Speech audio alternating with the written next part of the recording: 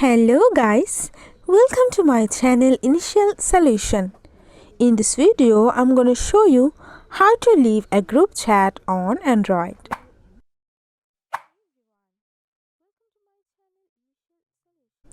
First of all, go for your messaging option, and if you have a group chat like this, so go for your group chat and just go for in this three dot option here.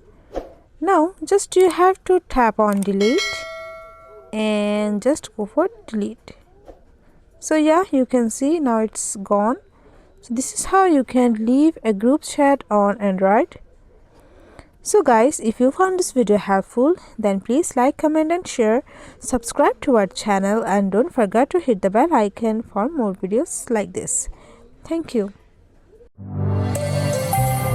This video is sponsored by Zerosoft. Zerosoft offers graphic design, UI UX design, digital marketing and web development. Elevate your brand with Zerosoft today. For more details, check the description box.